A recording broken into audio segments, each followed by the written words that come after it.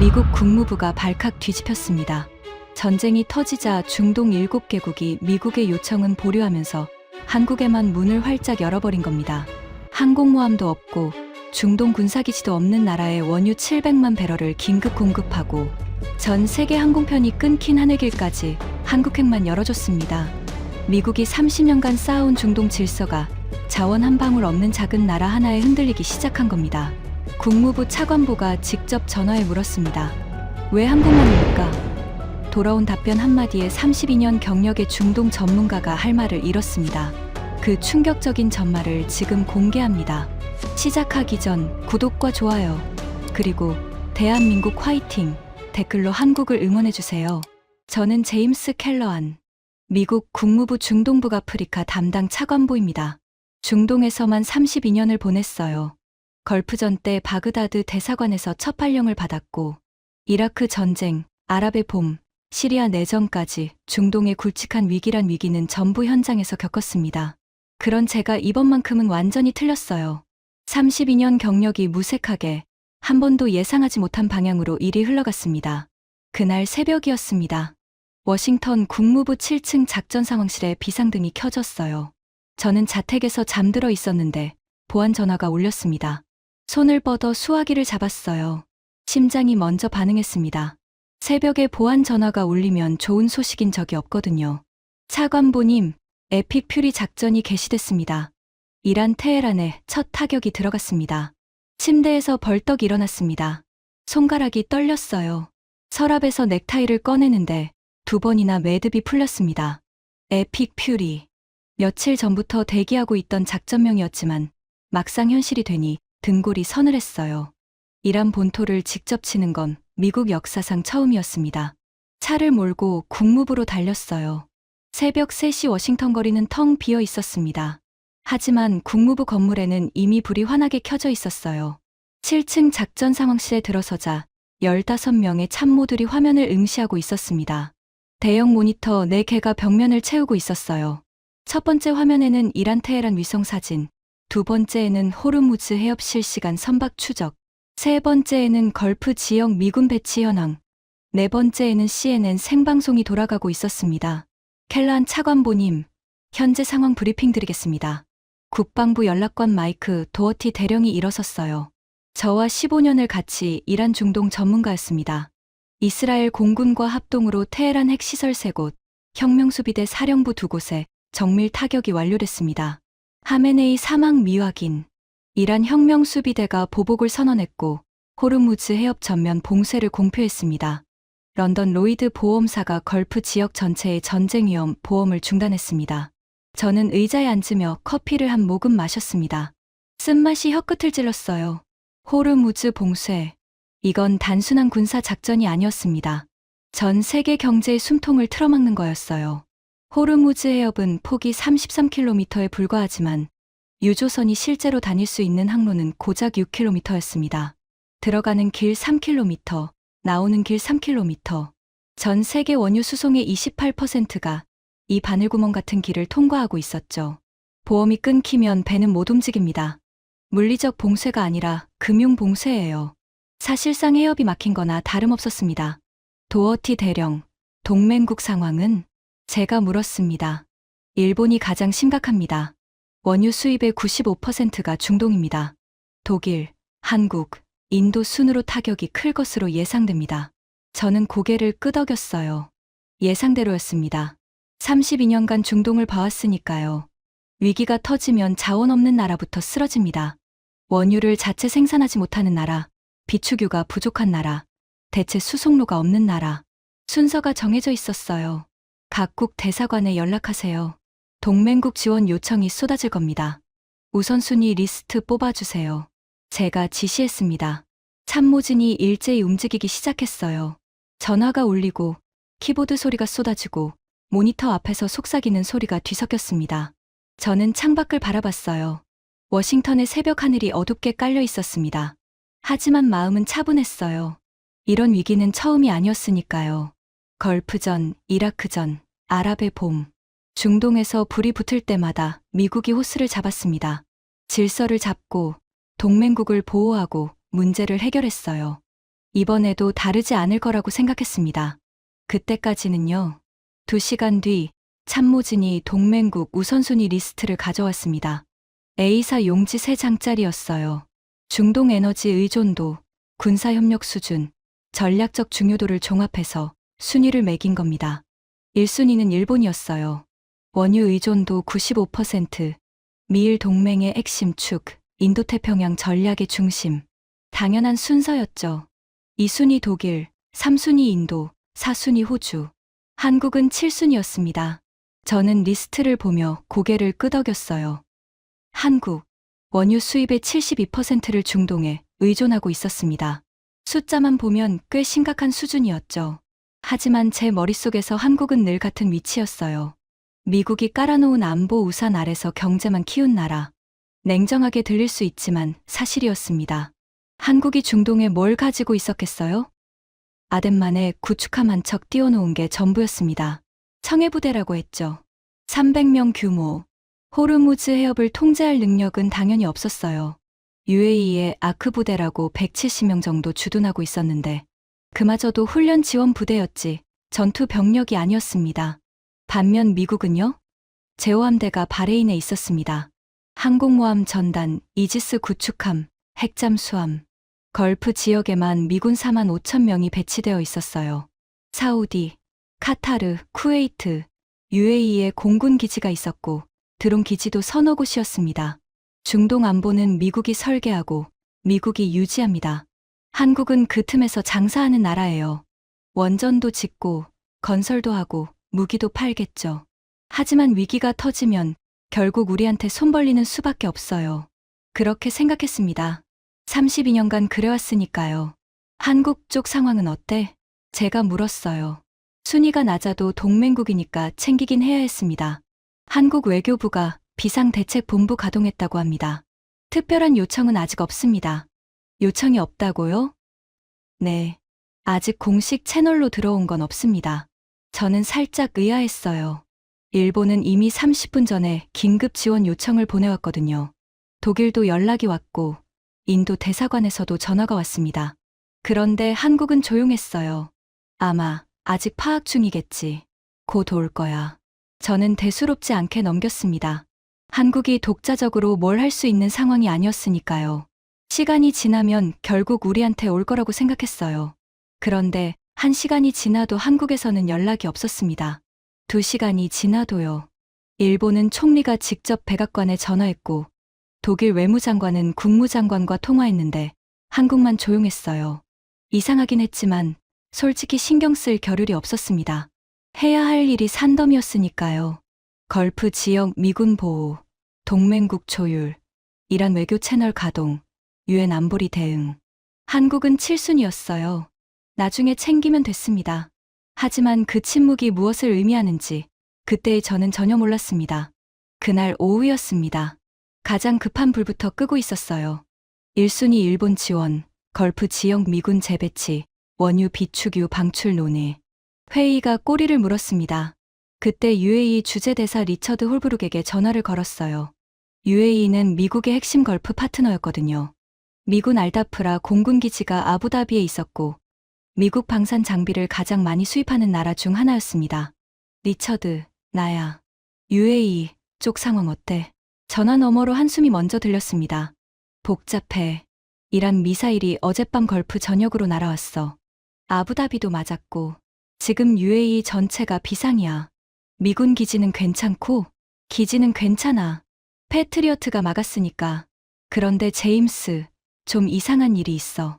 이상한 일? 리처드의 목소리가 낮아졌습니다. 오늘 오전에 UAE 외교장관 압둘라에게 면담 요청했거든. 미군 추가 배치 논의하려고. 근데 비서실에서 지금 다른 미팅 중이라고 하더라고. 누구랑? 한국 대사래. 저는 커피잔을 내려놓았습니다. 한국 대사? 응. 그것도 외교장관이 직접 만나고 있대. 우리 면담은 오후로 밀렸어. 가슴 한쪽이 살짝 불편해졌어요. 물론 UAE가 한국과 외교 관계가 있으니 만날 수는 있죠. 하지만 전쟁 상황에서 미국 대사 면담을 밀어놓고 한국 대사를 먼저 만난다. 그건 좀 이례적이었습니다. 뭘 논의하는지 알아? 정확히는 모르겠는데 항만 접근 허가랑 원유 수송 관련이라는 소문이야. 저는 전화를 끊고 잠시 생각했습니다. 그리고 이내 고개를 저었어요. 한국이 원유 수송 논의를 하는 건 당연했습니다. 원유 의존도가 72%인 나라니까요. 급한 거겠죠. UAE 입장에서도 기존 거래처 관리 차원에서 만날 수 있는 거고요. 대수롭지 않은 일이라고 생각했습니다. 그런데 1시간 뒤 정보 보고서가 올라왔어요. 국방정보국 DIA에서 보낸 호르무즈 해협 실시간 모니터링 보고서였습니다. 위성 사진과 선박 추적 데이터가 첨부되어 있었어요. 저는 모니터에 호르무즈 해협을 띄웠습니다. 수백 척의 유조선이 점처럼 찍혀 있었어요. 페르시아만 안쪽에 빽빽하게 몰려서 꼼짝도 못하고 있었죠. 보험이 끊겼으니 당연한 거였습니다. 갈 곳을 잃은 배들이었어요.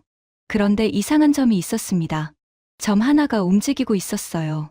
다른 배들은 전부 제자리에 박혀 있는데 그 점만 천천히 서쪽으로 이동하고 있었습니다. 해협을 빠져나가는 방향이었어요. 저는 그 점을 클릭했습니다. 선박 정보가 떴어요. 선명 골든 피닉스5, 선종 VLCC 초대형 유조선, 적재량 220만 배럴, 목적지 한국 울산, 한국행 유조선이었습니다. 저는 눈을 가늘게 떴어요. 봉쇄 상황에서 220만 배럴짜리 초대형 유조선이 해협을 통과하고 있다고. 길이만 340m. 원유를 가득 실으면 무게가 32만 톤이 넘는 배가 이란 혁명수비대 코앞을 지나고 있다고? 미친 짓이었습니다. 혁명수비대 고속정이 해협 곳곳에 깔려 있었어요. 이란 해군 경비정이 수시로 순찰하고 있었죠. 보험도 없이 저 좁은 항로에서 전속력을 낸다는 건 고속도로.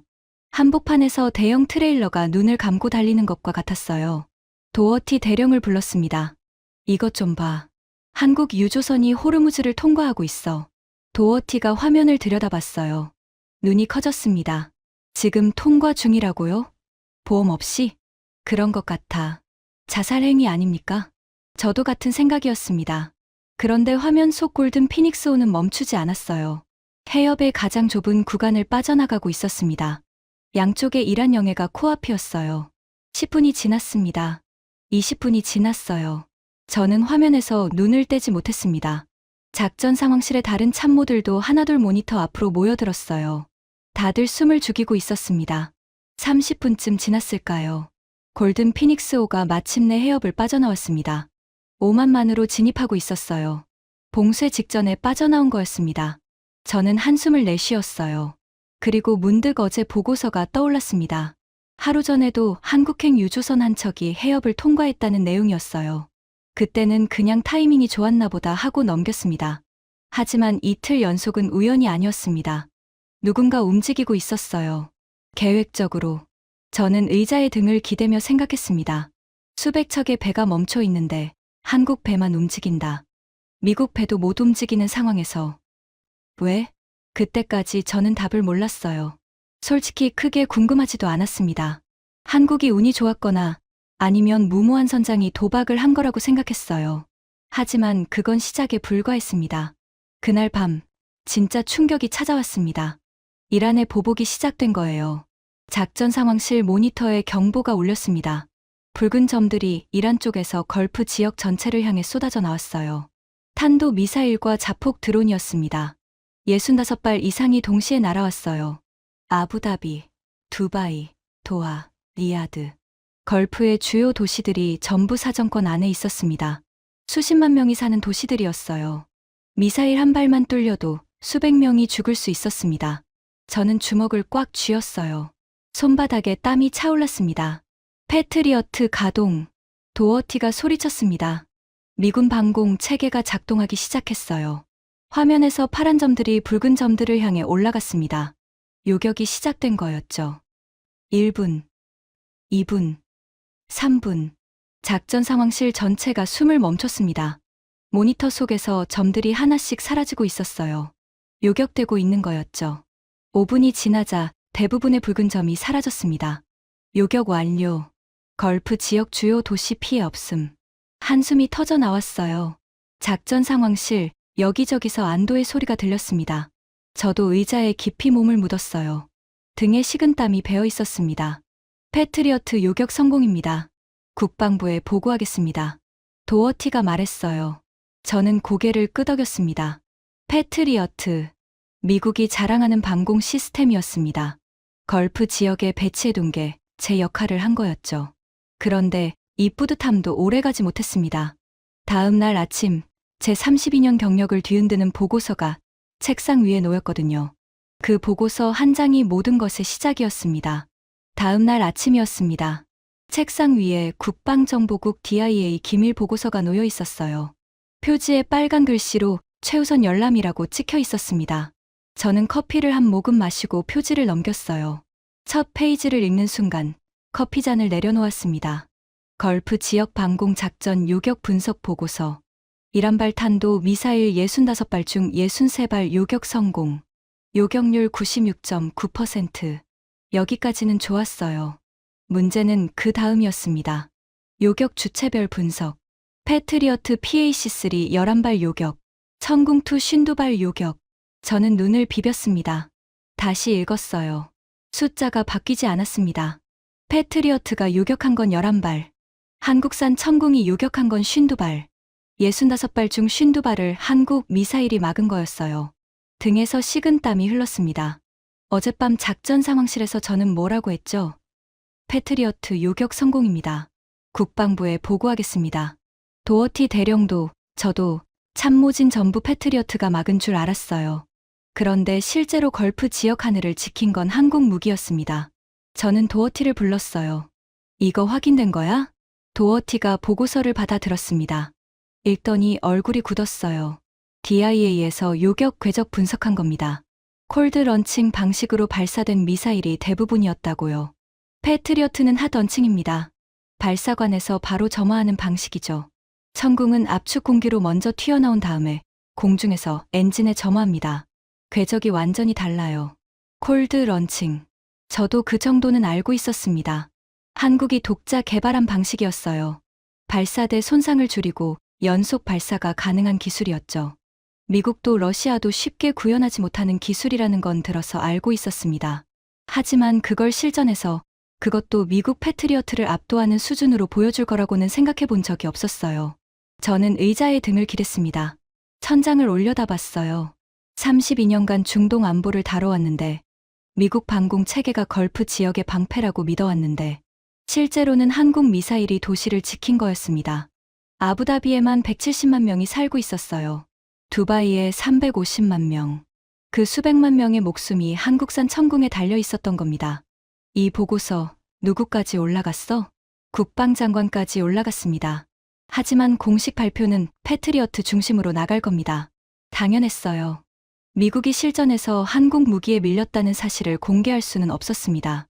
체면의 문제가 아니었어요. 미국 방산 수출의 근간이 흔들리는 문제였습니다. 패트리어트 하나만 해도 수백억 달러짜리 글로벌 비즈니스였거든요. 실전에서 한국한테 졌다는 소문이 퍼지면 중동 전체 방산 시장 판도가 뒤집힐 수 있었어요. 저는 보고서를 서랍에 넣었습니다. 하지만 숫자가 머릿속에서 떠나지 않았어요. 52발. 한국이 52발을 막았다. 미국은 11발. 그날 오후 두 번째 충격이 찾아왔습니다. 호르무즈 봉쇄 이후 걸프 지역 전체 항만이 사실상 마비 상태였어요. 보험이 끊기면서 어떤 항구도 유조선을 받아주지 않았거든요. 미국도 예외가 아니었습니다. 미 해군 소속 군수지원함조차 민간 항만 접안에 어려움을 겪고 있었어요. 그런데 정보 보고에 이상한 내용이 올라왔습니다. UAE 푸자이라 항에서 한국 유조선 2척이 접안 허가를 받았습니다. 현재 원유 적재 중입니다. 저는 모니터를 2번 확인했어요. 푸자이라. 호르무즈 해협 바깥쪽에 위치한 UAE 전략 항만이었습니다. 봉쇄를 우회할 수 있는 유일한 거점이었죠. 그런데 거기마저 보험 문제로 모든 선박이 발이 묶여 있다고 했었어요. 한국 배만 빼고요. 저는 UAE 주재 리처드 대사에게 바로 전화했습니다. 리처드, 푸자이라에서 한국 유조선이 접안했다는 보고가 왔어. 사실이야? 사실이야. 나도 방금 확인했어. 다른 나라 배는 전부 묶여 있어. 미국 선적 유조선 3척도 대기 중이야. 심장이 빠르게 뛰기 시작했어요. 미국 배도 못 들어가는데 한국 배가 들어갔다고? 우리 쪽도 접안 허가 요청할 수 있어? 이미 했어.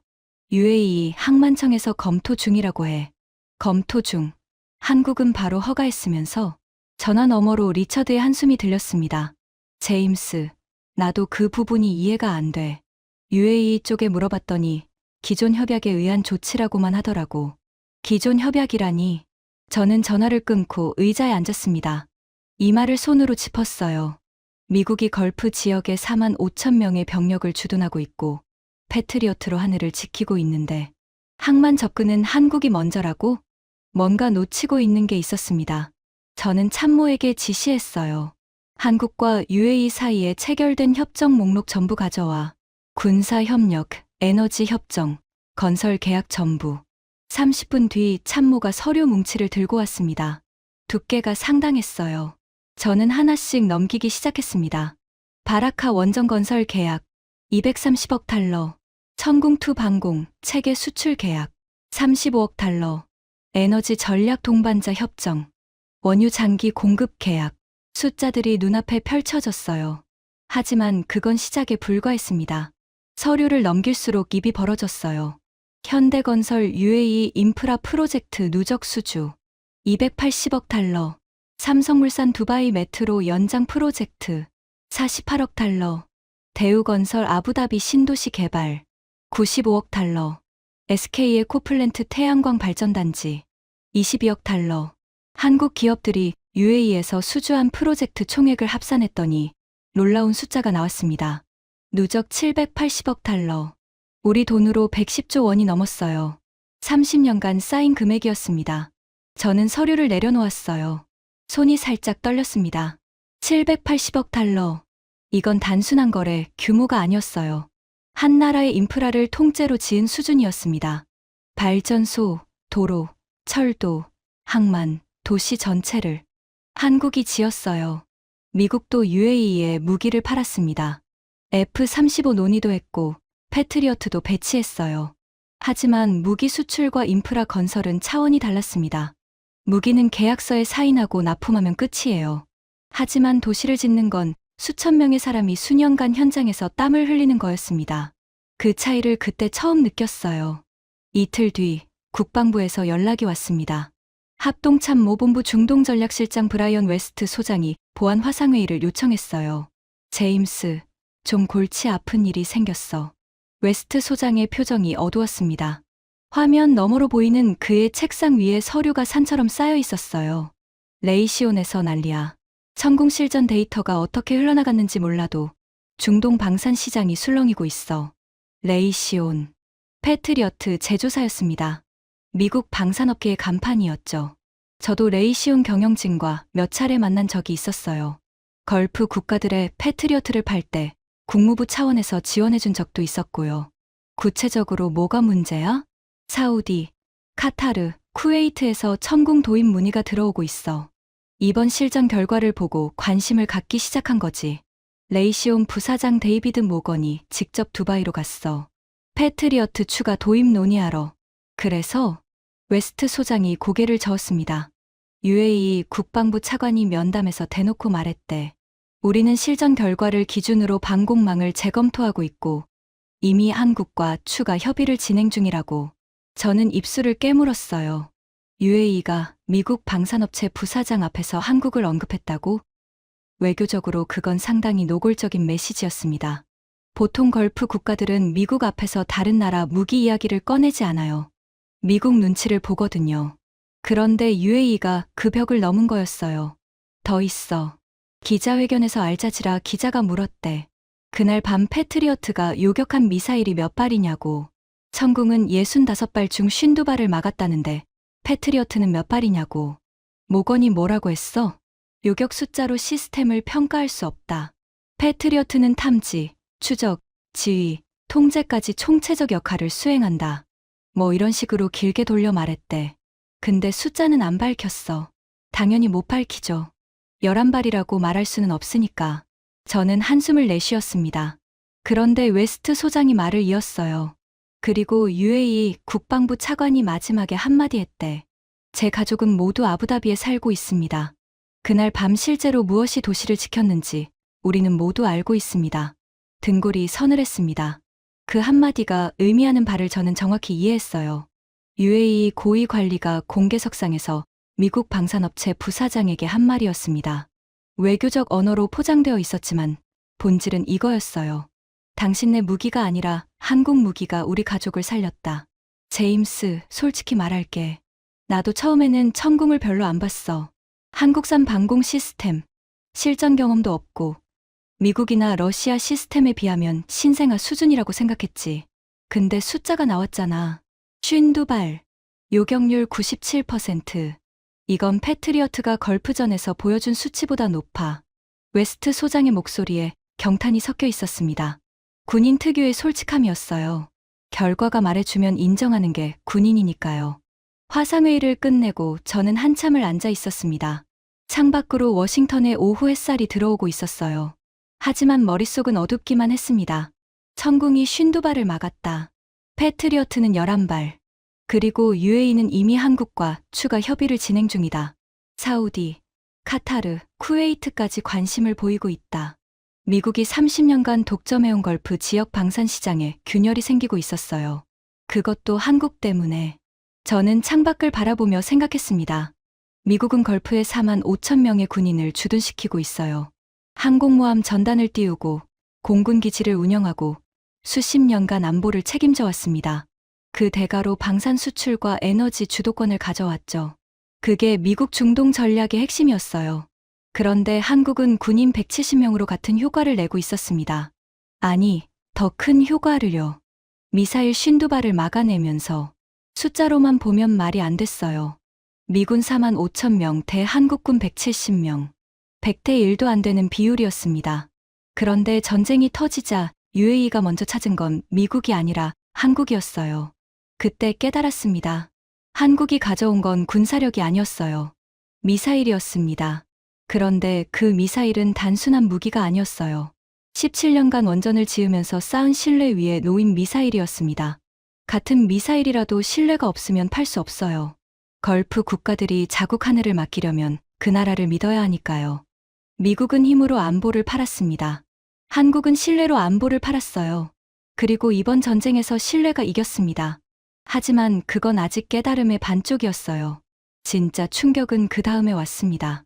사흘 뒤 파리에서 전화가 왔습니다. 국무부 유럽 담당 동료 캐서린 뒤프레였어요. 프랑스 외교부와 정기적으로 접촉하는 역할이었죠. 제임스, 프랑스 쪽에서 재미있는 이야기가 나왔어. 내가 관심 가질 만한 거야. 뭔데? 바라카 원전 이야기야. 기억나지? 바라카. 물론 기억했습니다. UAE 바라카 원전. 전 세계 원전 수주 역사상 가장 극적인 수주전이었어요.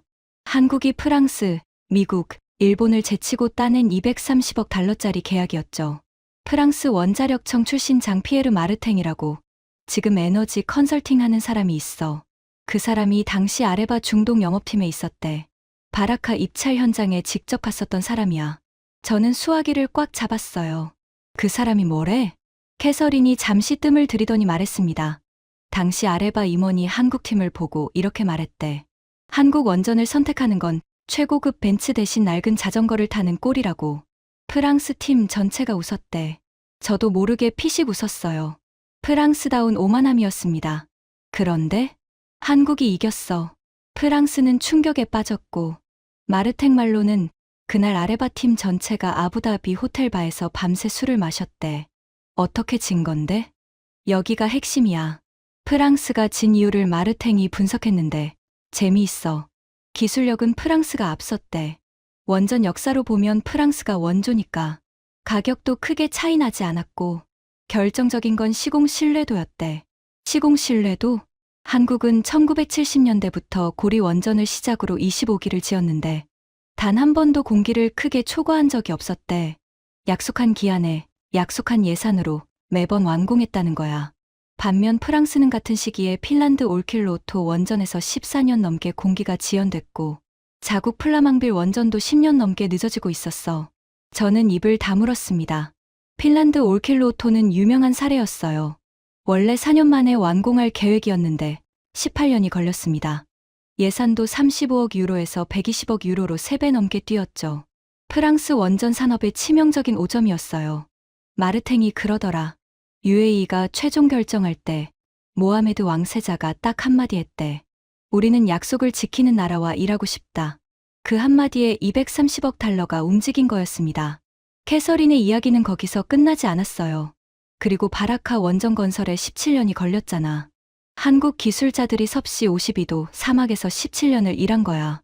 마르탱이 한 번 현장에 가봤대. 한국 사람들이 명절에도 안 돌아가고 현장을 지키고 있더래. 아이가 태어나도 부모님이 돌아가셔도 현장을 떠나지 못하는 사람들이 있었대. 저는 아무 말도 하지 못했습니다. 그 사람이 마지막에 이런 말을 했어. 우리는 한국을 자전거라고 불렀다. 하지만 17년이 지나고 보니 자전거가 아니라 우리가 따라갈 수 없는 길을 달리고 있었다.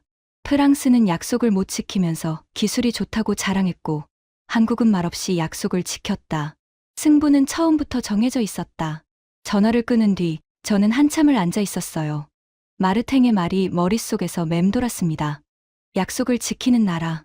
미국은 걸프에 항공모함을 보냈습니다. 프랑스는 최첨단 기술을 가져왔어요. 하지만 UAE가 선택한 건 약속을 지키는 나라였습니다. 한국이었어요. 그리고 지금 그 선택이 17년 뒤 전쟁터에서 증명되고 있었습니다. 바라카 원전이 UAE 전력의 28%를 책임지고 있었고 그 위에 쌓인 신뢰가 천국 미사일 계약으로 이어졌고 그 미사일이 실전에서 도시를 지켰어요. 퍼즐 조각이 맞춰지고 있었습니다. 하지만 아직 다 맞춰진 건 아니었어요. 항만은 설명이 됐고 미사일도 설명이 됐습니다. 그런데 한 가지가 더 남아 있었어요. 사람이었습니다. 전쟁 나흘째였습니다. 새벽 긴급 브리핑이 잡혔어요. 걸프 지역 자국민 보호 상황 보고였습니다. 상황실에 들어서자 참모들의 표정이 좋지 않았어요. 차관보님, 현재 걸프 지역 체류 미국 시민이 약 7만 5천 명입니다. 두바이에만 4만 명이 넘습니다. 공항이 전면 폐쇄된 상태라 출국이 불가능합니다. 우리 대사관 대응은 국무부 여행 경고를 최고 단계로 올렸고 이용 가능한 상업 교통편을 통해 즉시 출국하라는 성명을 발표했습니다. 저는 이마를 손으로 짚었어요. 비행기가 안 뜨는데 비행기를 타라. 스스로 말해놓고도 무력감이 밀려왔습니다. 하지만 현실적으로 할 수 있는 게 그것뿐이었어요. 7만 5천 명을 군용기로 빼내려면 수백 대가 필요한데 지금 걸프 지역 상공은 전투기와 미사일이 날아다니고 있었거든요. 다른 나라들은 영국이 대피 지원 계획 수립 중이라고 발표했습니다. 일본은 총리가 국가안보회의를 소집하고 관계 협의체를 구성하겠다고 했습니다. 수립 중, 협의체 구성, 전부 말이었어요. 서류가 오가고 회의가 이어지는 동안 사람들은 폭격 속에 갇혀 있었습니다. 한국은 참모가 잠시 멈칫했습니다. 한국은 좀 다릅니다. 뭐가 달라? 이란 테헤란에서 한국 대사관이 버스로 육로 대피를 이미 시작했습니다. 저는 눈이 커졌어요. 뭐라고? 버스로? 네. 전쟁 발발 나흘 만에 버스 2대로 교민 32명을 태우고 테헤란을 떠났습니다. 목적지는 트르크메니스탄 국경입니다. 1200km 거리입니다. 서울에서 부산을 3번 왕복하는 거리였어요. 폭격이 쏟아지는 이란 한복판을 버스로 달리겠다고? 미국은 7만 5천 명한테 알아서 떠나라는 성명이나 내고 있는데 한국은 32명을 직접 버스에 태워서 빼내고 있다고? 참모가 이어서 말했어요. 그리고 출발 6분 뒤에 대사관 인근에 공습이 있었습니다. 버스가 6분만 늦었으면 폭격에 맞았을 겁니다. 작전 상황실이 조용해졌습니다. 6분. 그 6분이 생사를 갈랐어요. 저는 숨을 크게 들이쉬었습니다. 그리고 물었어요. 근데 트르크메니스탄이 국경을 열어줘. 거기 세계에서 가장 폐쇄적인 나라잖아. 비자 발급에만 3주 걸리는 곳 아니야? 참모가 고개를 끄덕였어요. 그게 놀라운 부분입니다. 트르크메니스탄이 한국 정부의 긴급 요청을 받고 6시간 만에 국경을 열었습니다. 6시간? 네. 비자 없이 긴급 입국을 허가했습니다. 한국인 전용 통로까지 별도로 만들어줬습니다. 저는 의자 팔걸이를 움켜쥐었어요. 6시간. 트르크메니스탄이 6시간 만에 국경을 열었다고. 미국이 같은 요청을 했으면 가능했을까? 솔직히 자신이 없었습니다. 트르크메니스탄은 미국과 외교 관계가 깊지 않았어요. 미군 기지도 없었고 동맹국도 아니었습니다. 왜 한국한테 열어준 거야? 저는 물었어요. 참모가 태블릿을 꺼내 화면을 보여줬습니다. 현대 엔지니어링이 트르크메니스탄에서 가스 플랜트를 건설했습니다. 갈키니시 가스전 개발 프로젝트요. 세계 2위 규모입니다. 대우건설이 파이프라인을 깔았고 수천 김에 달합니다. 한국 기업들이 트르크메니스탄에서 수주한 프로젝트 총액이 130억 달러가 넘습니다. 130억 달러. 세계에서 가장 폐쇄적인 나라의 핵심 인프라를 한국이 지은 거였어요. 사막 한가운데서 영하 35도 겨울과 영상 48도 여름을 견디며 수십 년간 일한 거였습니다. 그 사람들 때문에 국경이 열린 거야? 정확합니다. 한국 건설 노동자들이 수십 년간 현장을 지키면서 쌓은 신뢰가 있었기 때문에 가능한 일이었습니다. 저는 창밖을 바라봤어요. 워싱턴의 하늘이 맑았습니다. 하지만 제 머릿속은 폭풍이 몰아치고 있었어요. 미국은 성명을 냈고, 영국은 계획을 세웠고, 일본은 회의를 열었습니다. 한국은 버스를 굴렸어요. 그리고 그 차이가 사람의 목숨을 갈랐습니다. 버스 이야기는 여기서 끝나지 않았어요. 참모가 추가 보고를 했습니다. 그리고 국경에서 문제가 생겼습니다. 버스에 타고 있던 교민 중 이란 국적 배우자가 4명 있었는데 트르크메니스탄이 이란 국적자 입국을 거부한 겁니다. 그럼 어떻게 됐어? 한국 영사가 국경 수비대에게 직접 교섭했습니다. 이 사람들은 한국인의 가족입니다. 함께 가게 해달라고. 수비대가 상부에 보고했고 3분 뒤에 허가가 났습니다. 32명 전원 통과했습니다. 3분. 저는 그 숫자를 곱씹었어요. 국경선 하나를 사이에 두고 가족이 갈라질 뻔한 상황에서 한국 영사가 직접 나서서 3분 만에 해결한 거였어요. 미국 대사관이었으면 어떻게 했을까?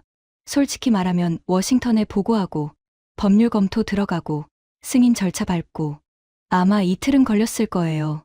그 사이에 가족은 전쟁터에 남겨졌겠죠. 저는 손으로 얼굴을 감쌌어요. 부끄러웠습니다. 세계 최강국이라는 미국이 7만 5천 명한테 알아서 떠나라고 하고 있을 때 한국은 32명을 한 명도 빠뜨리지 않고 직접 데리고 나왔어요. 수도 차이가 아니었습니다. 의지의 차이였어요. 그때 또 다른 보고가 왔습니다. 차관보님, 두바이 주재 미국 교민들에게서 항의 전화가 쏟아지고 있습니다. 뭐라고 하는데? 한국 대사관이 자국민한테 직접 연락해서 대피 계획을 안내하고 있답니다. 반면 미국 대사관에서는 홈페이지에 성명만 올려놨다고. 왜 한국처럼 못하냐는 겁니다. 가슴이 뜨끔했어요. 그리고 한국은 과거에도 이런 적이 있었어요. 참모가 한국의 중동 철수 작전 기록을 정리해서 보내줬습니다. 리비아 내전 때 1260명을 열흘 만에 빼냈고, 아프가니스탄에서는 카불 공항 폭탄 테러 하루 전에 391명을 탈출시켰어요. 수단 내전에서도 특수부대를 투입해서 교민을 구출했죠. 매번 미국보다 먼저 움직였습니다. 32년간 중동을 봤지만 한국의 이런 면을 진지하게 본 적이 없었어요. 무임승차 나라, 자원도 없는 나라, 미국한테 기대는 나라. 그렇게만 생각했었는데 틀렸어요. 완전히 틀렸습니다. 전쟁 열흘째였습니다. 그동안 일어난 일을 정리해봤어요. 하나, 호르무즈 봉쇄 직전 한국 유조선 2척이 해협을 빠져나왔다. 미국 유조선은 전부 묶여 있었다. 둘, 이란 미사일 65발 중 52발을 한국산 천궁이 요격했다. 패트리어트는 11발이었다. 셋, 한국은 전쟁 나흘 만에 이란에서 버스로 교민을 대피시켰다. 미국은 성명만 냈다.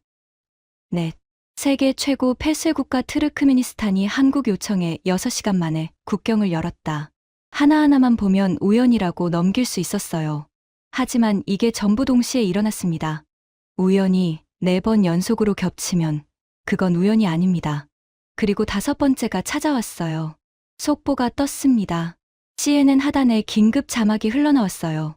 UAE 정부, 한국의 원유 700만 배럴 긴급 공급 결정. 전쟁 발발 이후 전면 중단된 민간 항공편을 한국행의 한 해 단독 재개. 저는 모니터를 멍하니 바라봤습니다. 700만 배럴.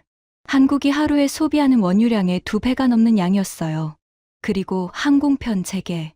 전쟁 터진 이후 걸프 지역 하늘길이 전부 막혀 있었는데 한국행만 열었다고? 미국행은 여전히 중단 상태였습니다. 영국행도, 일본행도, 독일행도 전부 막혀 있었어요. 오직 한국행만 열렸습니다. 저는 리처드 대사에게 바로 전화했어요. 손이 떨렸습니다. 리처드, 지금 뉴스 봤어?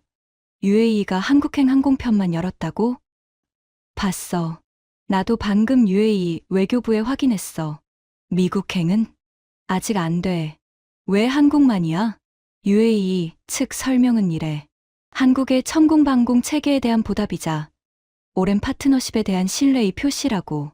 저는 전화기를 움켜쥐었어요. 심장이 세차게 뛰고 있었습니다. 리처드, 내가 직접 UAE 외교장관한테 전화할게.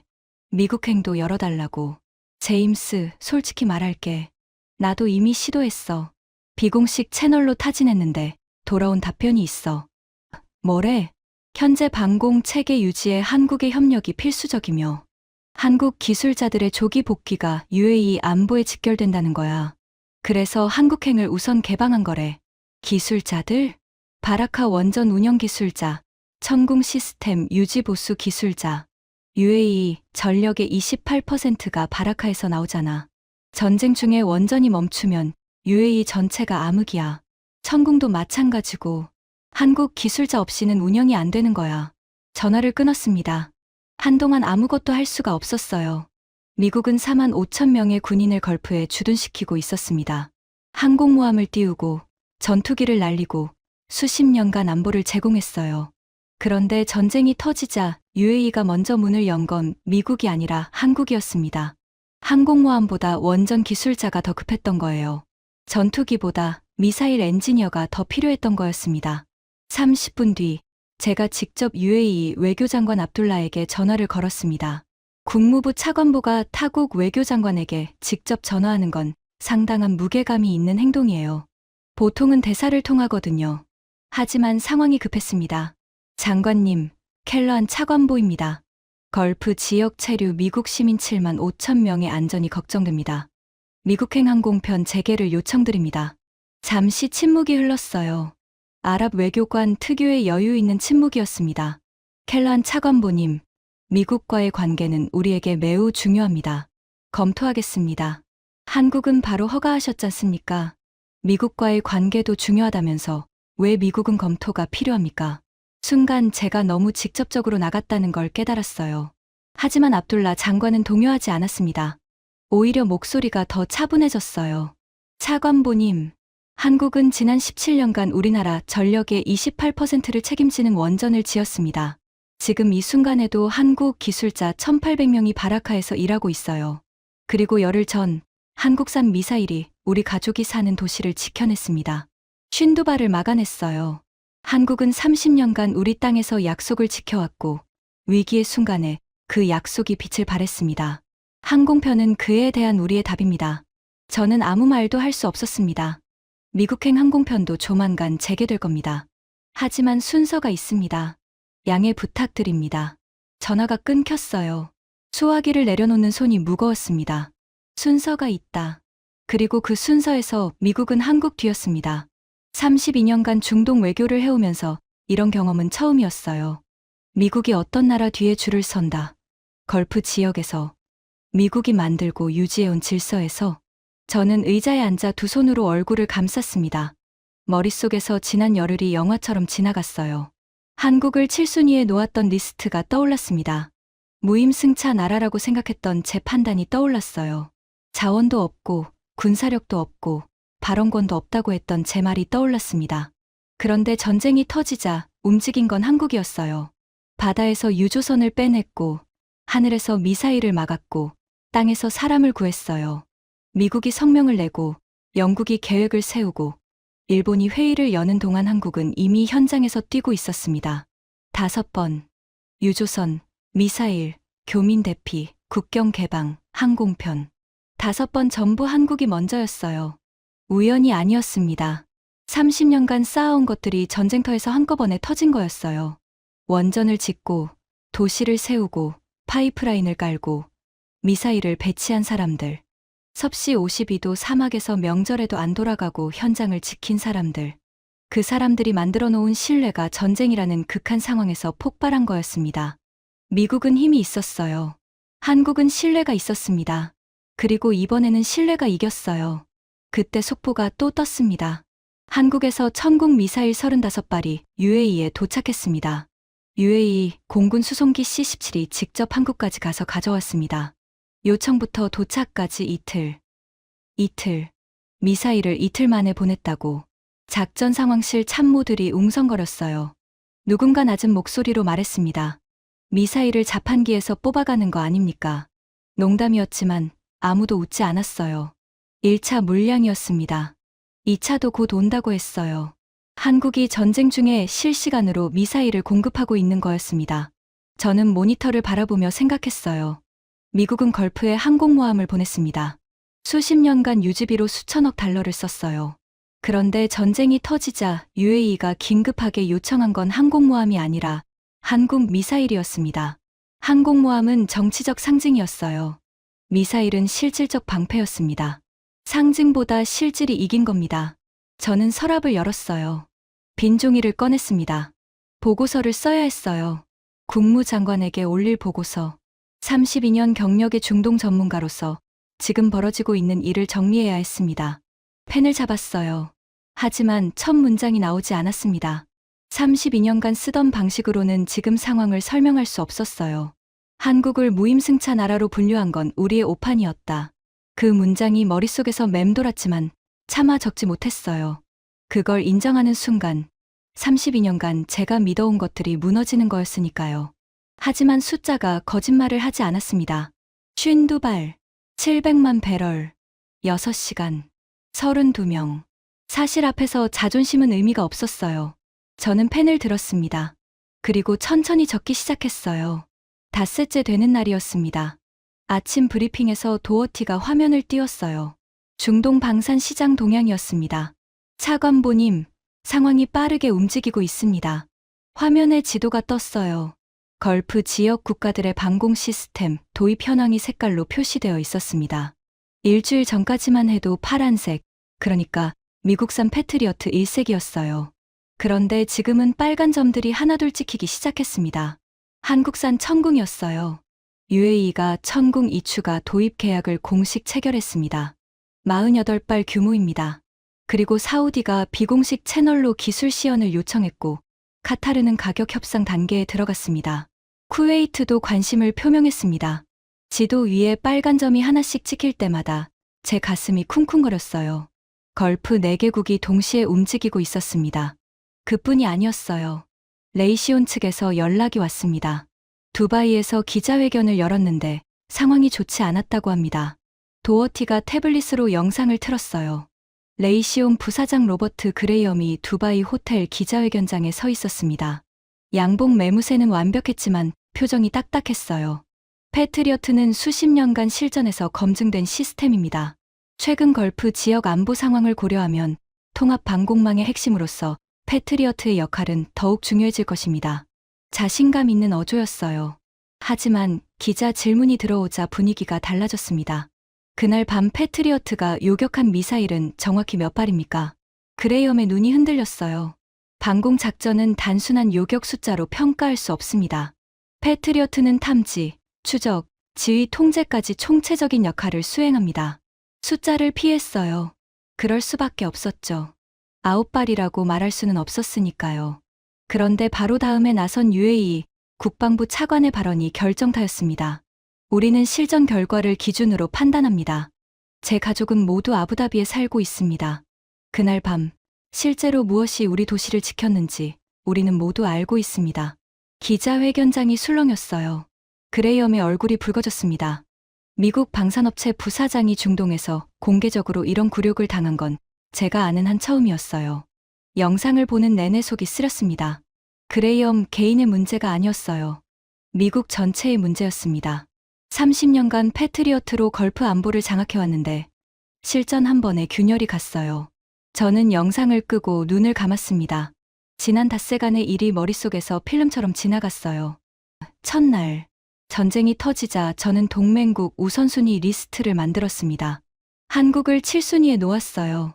자원도 없고 군사력도 없는 나라라고 생각했으니까요. 미국이 깔아놓은 안보 우산 아래서 무임승차하는 나라라고요. 둘째 날, 한국 유조선만 호르무즈를 통과하고 있었어요. 수백 척이 묶여 있는데 한국 배만 움직였습니다. 저는 운이 좋았겠지 하고 넘겼어요. 셋째 날, 천궁이 65발 중 47발을 막았다는 보고서가 올라왔습니다. 패트리어트는 9발, 미국 기지에서 푸자이라 항만까지 한국은 미국이 못 받는 허가를 받아내고 있었어요. 넷째 날, 한국 대사관이 폭격 5분 전에 버스를 띄워 32명을 구했습니다. 폐쇄 국가가 6시간 만에 국경을 열었어요. UAE는 한국에만 원유 700만 배럴을 주고 하늘길까지 열어줬습니다. 제가 직접 전화해서 왜 한국만이냐고 물었더니 돌아온 답이 17년간 약속을 지킨 나라라는 거였어요. 다섯째 날, 걸프 4개국이 한국 방산으로 방향을 틀고 있었습니다. 5일, 단 5일 만에 미국이 30년간 쌓아온 것들이 흔들리고 있었어요. 저는 자리에서 일어나 창가로 걸어갔습니다. 워싱턴의 오후 하늘이 맑았어요. 국무부 건물 너머로 워싱턴 기념탑이 보였습니다. 미국의 힘을 상징하는 탑이었죠. 170m 높이의 흰색 오벨리스크. 하지만 지금은 그 탑이 묘하게 외로워 보였어요. 문제가 뭐였을까? 패트리어트 성능이 떨어진 게 아니었어요. 미국의 군사력이 약해진 것도 아니었습니다. 한국이 다른 걸 쌓고 있었던 거예요. 미국은 군사력으로 중동을 관리했습니다. 기지를 세우고 무기를 팔고 함대를 배치했어요. 필요하면 전쟁도 했습니다. 그게 미국의 방식이었죠. 한국은 달랐어요. 원전을 지었습니다. 가스 플랜트를 세웠어요. 파이프라인을 깔았습니다. 사막에서 17년을 버텼어요. 폭격이 쏟아져도 사람을 먼저 구했습니다. 약속을 지켰어요. 한 번도 어기지 않았습니다. 군사력은 위협이 있을 때만 작동합니다. 하지만 신뢰는 평상시에도, 위기에도, 전쟁 중에도 작동해요. 아니, 위기일수록 더 강하게 작동합니다. UAE가 전쟁 중에 한국에만 원유를 주고 하늘을 연 건 한국 군사력이 강해서가 아니었어요. 17년간 한 번도 약속을 어기지 않은 나라니까. 섭씨 50도 사막에서 명절에도 돌아가지 않고 현장을 지킨 사람들의 나라니까. 미사일이 쏟아질 때 말이 아니라 몸으로 하늘을 막아준 나라니까. 항공모함은 신뢰를 만들지 못합니다. 하지만 신뢰는 항공모함이 하지 못하는 일을 해냅니다. 저는 그 자리에서 결심했어요. 보고서를 써야 했습니다. 그날 밤이었습니다. 자택 서재에 앉았어요. 테이블 위에 노트북을 펼쳤습니다. 국무장관에게 올리는 보고서를 써야 했어요. 커서가 빈 화면에서 깜빡이고 있었습니다. 뭐라고 써야 할지 한참을 생각했어요. 32년간 보고서를 수백 건 썼습니다. 걸프전 상황 보고서, 이라크 재건 평가 보고서, 시리아 정책 제안서. 전부 미국의 군사력과 경제력, 외교력이 중동의 질서를 지탱하고 있다는 전제 위에 쓴 문서들이었어요. 하지만 이번에는 그 전제 자체가 흔들리고 있었습니다. 저는 천천히 타이핑을 시작했어요. 제목 걸프 위기 중간평가 및 동맹 전략 재검토건. 장관님께 본 보고서는 이란 위기 발발 이후 5일간의 걸프 지역 상황을 분석하고 미국의 중동 전략에 대한 재검토를 건의하기 위해 작성되었습니다. 결론부터 말씀드리겠습니다. 대한민국을 안보 무임승차국으로 분류해온 기존 평가는 수정되어야 합니다. 이 한 문장을 쓰는데 10분이 걸렸어요. 손가락이 떨렸습니다. 32년간 믿어왔던 걸 부정하는 문장이었으니까요. 하지만 사실이었습니다. 타이핑을 이어갔어요. 지난 5일간 한국은 바다, 하늘, 육지에서 동시에 움직였습니다. 바다에서는 봉쇄 직전 호르무즈 해협을 통과해 초대형 유조선 2척을 빼냈습니다. 미국 유조선은 보험 중단으로 단 한 척도 움직이지 못한 상황이었습니다. 하늘에서는 천공 2 방공 시스템이 이란 탄도 미사일 65발 중 47발을 요격했습니다. 미국 패트리어트의 요격수는 9발이었습니다.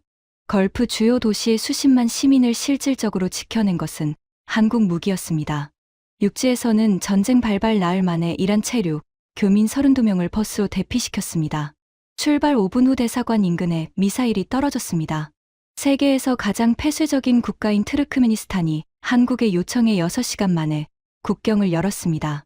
미국이 동일한 요청을 할 경우 최소 2주가 소요될 것으로 판단됩니다. 저는 잠시 멈추고 커피를 한 모금 마셨어요. 쓴맛이 혀에 감겼습니다. 창밖은 어두웠어요. 워싱턴의 밤이 조용히 내려앉아 있었습니다. 다시 키보드 위에 손을 올렸어요. 한국이 이 모든 것을 가능하게 만든 핵심 자산은 군사력이 아닙니다. 신뢰입니다. 한국은 지난 수십 년간 중동에서 군사기지 대신 발전소를 짓고 함대 대신 파이프라인을 깔고 무기 대신 기술자를 보냈습니다. 바라카 원전 17년, 트르크메니스탄 가스전 20년, 사우디 주베일 산업항 50년. 그 시간이 축적되어 신뢰가 되었고 그 신뢰가 위기의 순간에 작동했습니다. 반면 미국은 지난 10년간 중동에서 약속의 신뢰도를 훼손하는 사건들이 반복되었습니다. 아프가니스탄 급작스러운 철수, 시리아 쿠르드족 지원 중단, 사우디 석유시설 피격 시 미온적 대응. 이러한 사례들이 중동 파트너들에게 미국의 약속은 조건부라는 인식을 심어줬습니다. 한국의 약속은 무조건적이었습니다. 섭씨 50도 사막에서도, 영하 30도, 동토에서도, 폭격이 쏟아지는 전장에서도 한국은 현장을 떠나지 않았습니다. 그 차이가 지금의 결과를 만들었습니다. 보고서를 쓰는 동안 새벽이 밝아오고 있었어요. 서재 창문으로 동쪽 하늘이 옅은 분홍빛으로 물들기 시작했습니다. 4시간을 앉아 있었더니 어깨가 뻣뻣했어요. 하지만 멈출 수 없었습니다. 써야 할 것이 남아 있었어요. 건의사항. 첫째, 대한민국에 대한 동맹 등급을 재조정해야 합니다. 현재 7순위는 한국의 실제 중동 내 영향력과 기여도를 전혀 반영하지 못합니다. 둘째, 한국의 중동 전략을 벤치마킹해야 합니다. 군사적 프레젠스만으로 동맹 관계를 유지하는 시대는 끝나가고 있습니다. 신뢰 기반 파트너십 모델을 연구할 필요가 있습니다. 셋째, 이번 위기를 통해 확인된 것은 중동 질서의 축이 이동하고 있다는 사실입니다. 한국은 자원도, 항공모함도, 중동 군사기지도 없는 나라입니다. 하지만 수십 년간 맨손으로 쌓아온 신뢰가 그 어떤 군사, 자산보다 강력한 전략 자산임이 이번 위기에서 입증되었습니다. 마지막 문장을 쓸 차례였어요. 저는 키보드 위에서 손을 멈추고 한참을 생각했습니다. 5일 전 새벽 보안 전화를 받고 국무부로 달려갔을 때가 떠올랐어요. 그때 저는 확신에 차 있었습니다. 중동 위기가 터지면 미국이 해결한다. 동맹국들은 우리한테 손을 벌린다. 한국은 줄 서서 기다리는 나라다. 5일 만에 그 확신이 산산조각 났어요. 한국은 손을 벌리지 않았습니다. 오히려 먼저 움직였어요. 미국이 성명을 쓰는 동안 바다에서 배를 돌리고, 미국이 회의하는 동안 하늘에서 미사일을 쏘고, 미국이 서류를 돌리는 동안 땅에서 사람을 구했습니다. 32년간 숫자로 세상을 읽어왔어요. 군사비, 무기 수출액, 기지수, 병력 규모. 그게 국력의 전부인 줄 알았습니다. 틀렸어요. 스프레드시트에 안 잡히는 자산이 있었습니다. 엑셀 파일로는 측정할 수 없는 힘이 있었어요.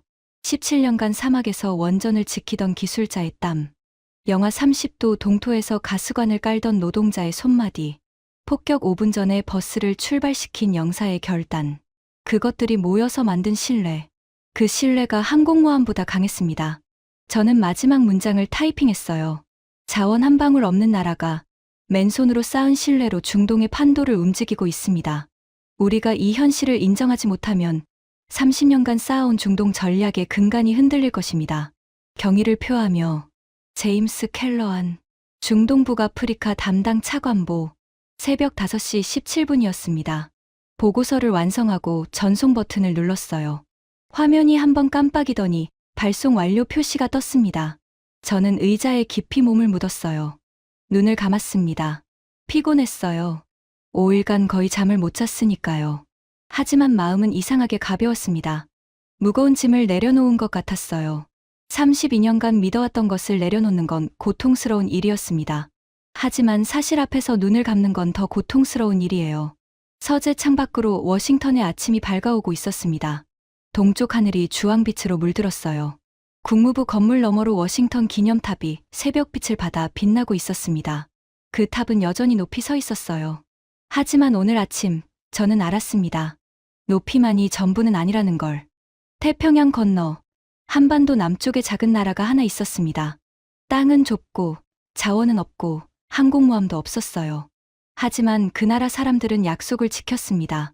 섭씨 50도 사막에서도, 영하 30도 동토에서도, 전쟁터 한복판에서도 한 번도 현장을 떠나지 않았어요. 그리고 그 약속이 모여서 신뢰가 됐고, 그 신뢰가 위기의 순간 항공모함보다 강한 힘이 되어 돌아왔습니다. 지금까지 자원 한 방울 없는 작은 나라가 어떻게 세계 최강국조차 놀라게 만들며 중동의 판도를 바꿔놓았는지에 대한 이야기였습니다.